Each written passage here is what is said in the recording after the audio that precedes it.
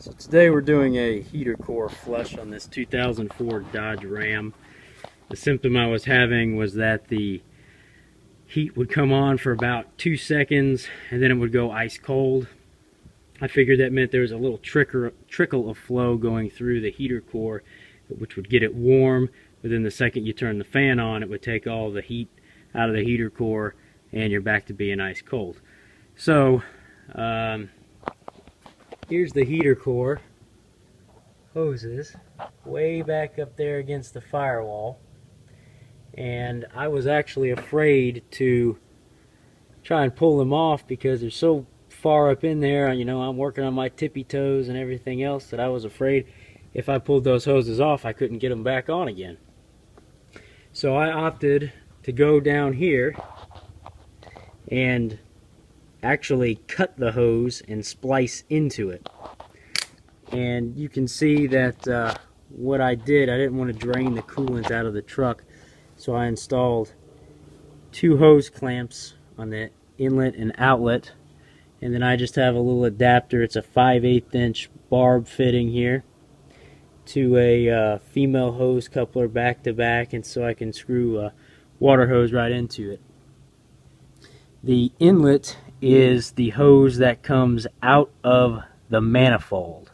So it's actually this hole here. It comes through the intake manifold where it gets warm, and then it goes into the heater core, and then it comes back and returns here to the water pump. So you want to flush it opposite the way that it was going before. So you want to go in the one that was coming, or the hose that goes to the water pump.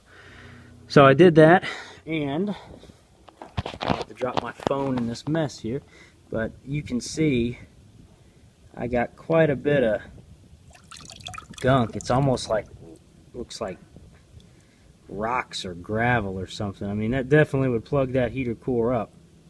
So the plan from here forward, God willing, is to now put a splice back in those hoses, take the hose clamps and tighten it up. So I have 2 5/8 barb unions and 4 hose clamps holding everything back together. I opted to do it here because frankly I don't know if you guys can see that, but it's really difficult to get to anywhere else. So,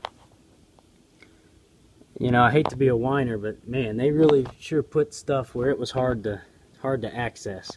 So I'm a little concerned. I tried to splice on a radius there. That's not a good practice, but really I couldn't get to anywhere else to do it better. So here it is, and let's hope it works.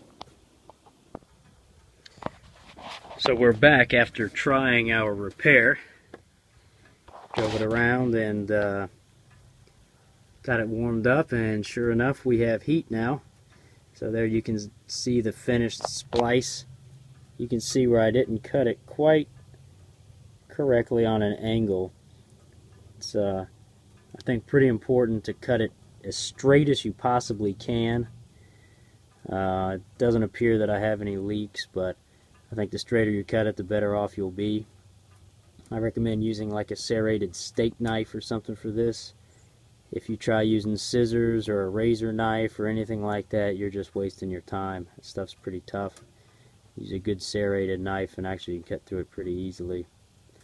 Another tip, if you haven't done this before, is to get your hose clamps mostly tight before you put them onto the hose. That way you only have to tighten them a little bit to get them to seat down. Because I can tell you what, reaching in there with a screwdriver is not fun when you gotta go the whole length of that dang hose clamp. So get it mostly there before you start. And over here I'll show you. Here's the little adapter that I made to go from just a regular hose. This one's been patched. Actually, I had to cut the end off because it got hit by a lawnmower. So this is just a regular 3/4 inch male hose end here, like you would have on any other hose.